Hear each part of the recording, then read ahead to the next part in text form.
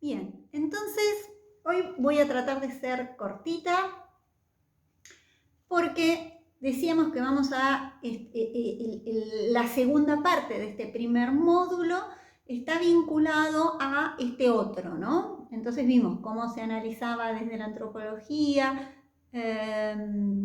vimos cómo se trabaja en esta construcción de odio hacia ese otro.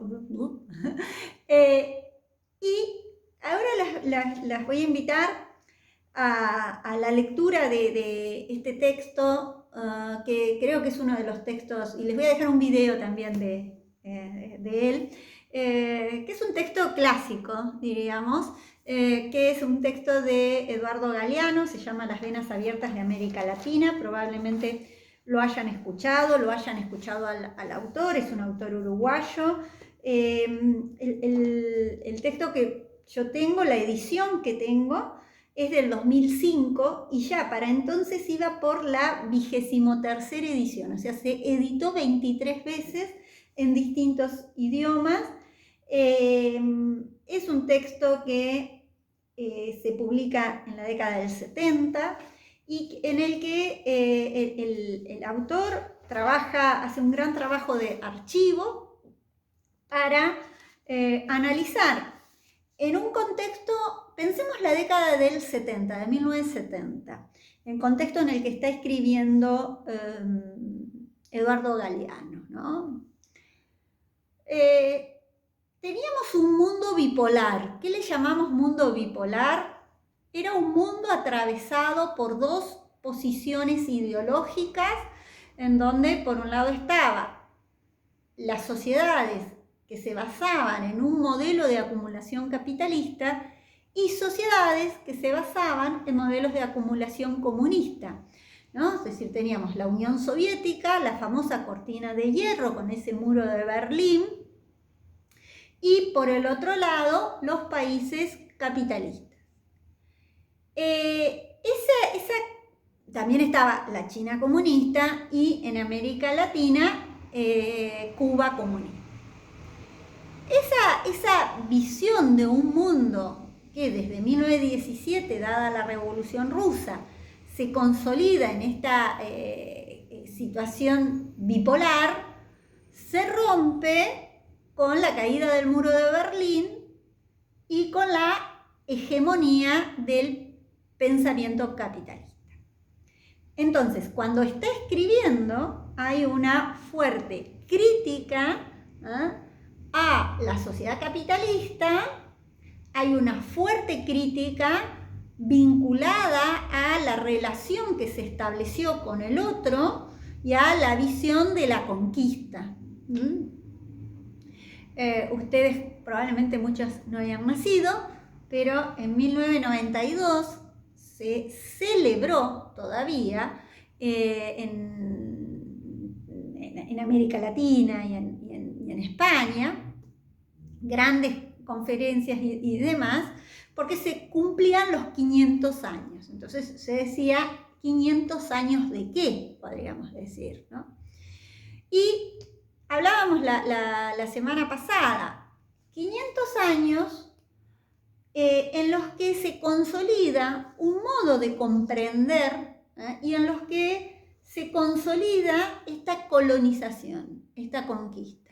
¿Qué decíamos? Ya no solo fue una conquista a partir de las armas, sino una conquista que se va a dar en el modo de pensar, en el modo de ver, en el modo de conocer, en el modo de representar.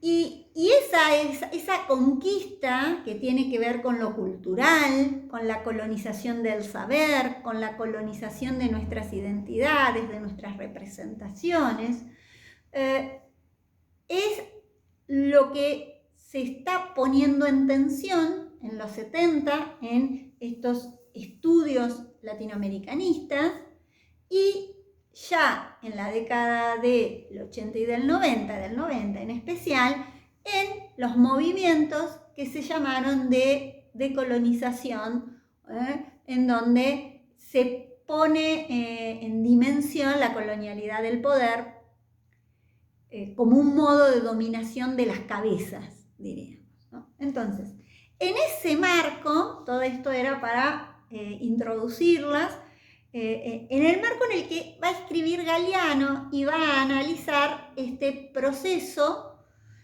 y también nos va a dejar abierta una puerta que nos va a vincular con el materialismo dialéctico, que lo vamos a ver ya para el segundo módulo. ¿Qué me interesa? Me interesa que vean no solamente lo que dice, sino cómo él lo va a explicar, el contexto, ¿no? Que era lo que decíamos de las llegadas de Colón, la búsqueda del oro, esta necesidad económica, pero también quién era este que venía, ¿no? ¿Quién era esta construcción de otredad, ¿no? Y acá aparece.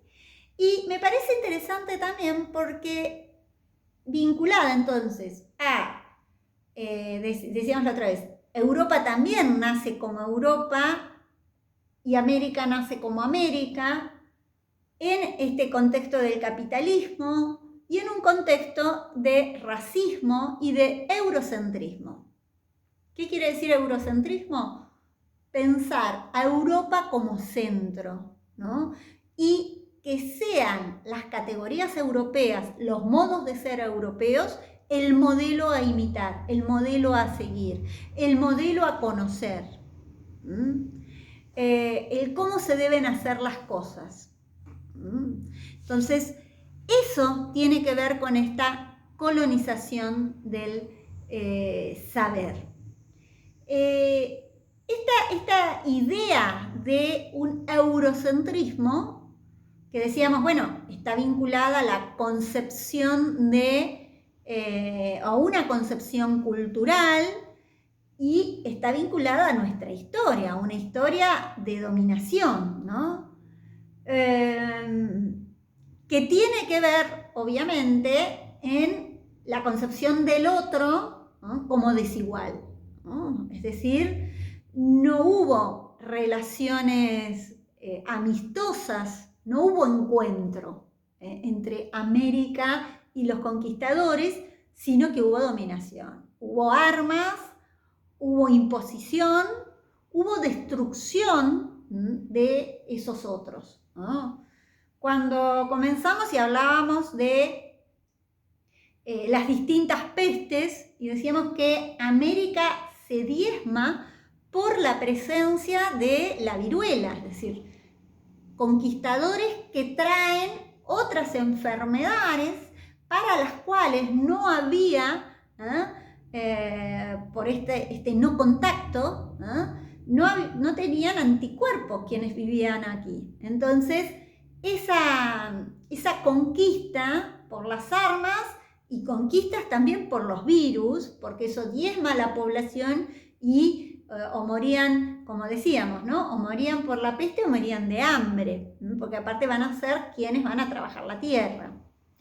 Y por el otro lado, una conquista con la apropiación del territorio y con la apropiación de las almas, porque decíamos la otra vez, por bula papal se dispuso de que quienes habitaban en estas tierras eran personas y como personas debían ser educados y cristianizados. Entonces, junto con los conquistadores van a venir los distintos, en el caso de América Latina, viene la Iglesia Católica con distintas órdenes religiosas que van a instalar desde colegios, digamos, hasta hospitales, ¿no? Que se van a encargar de los cuidados, ¿no? Hablábamos la otra vez de la viruela. Entonces, ese proceso, todo ese tiempo colonial que se va a vivir desde el siglo XVII, diríamos, hasta el siglo XIX va a marcar nuestra historia latinoamericana, nuestra historia común. Por eso es tan doloroso, porque fue una construcción de nuestra historia argentina, el instrumentar que nosotros somos distintos al resto de poblaciones latinoamericanas. Entonces, siempre está esa imagen, ¿no?, de que se construye la Argentina como tal, de espaldas al interior, mirando a Europa, ¿no? Esta idea de Buenos Aires como la capital más europea, como si fuera Madrid, ¿no?, como si fuera el mirar, la mirada de los de Buenos Aires frente al interior, ¿no? Nosotros éramos bárbaros, no civilizados, frente a los civilizados porteños, ¿no? Y ahí parte de nuestra historia, que ustedes deben recordar, entre unitarios y federales, ¿no? Pero, diríamos, fue desde 1776 que se instala el Virreinato del Río de la Plata que Buenos Aires se va a consolidar como capital que queda de ese virreinato y que va a quedar con el dinero del puerto, la famosa aduana. Previo a ello, vamos a tener un engrandecimiento y una riqueza en las ciudades del noroeste argentino. ¿Por qué? En especial las ciudades, las provincias, diríamos hoy, de Salta, de Jujuy, pertenecieron a lo que fue parte del Imperio Incaico. Imperios que se desarrollaron hasta, diríamos, la conquista, en donde marcan un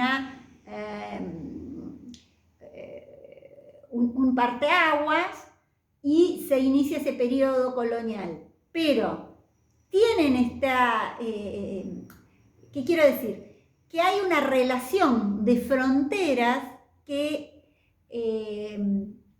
no son tan claras, ¿no?, de diferenciarnos tan fácilmente, que son fronteras puestas recién en el siglo XIX y que muchas de esas, si se las ve como fronteras y como divisiones, rompen para ver lo específico, lo propio que tenemos como América Latina.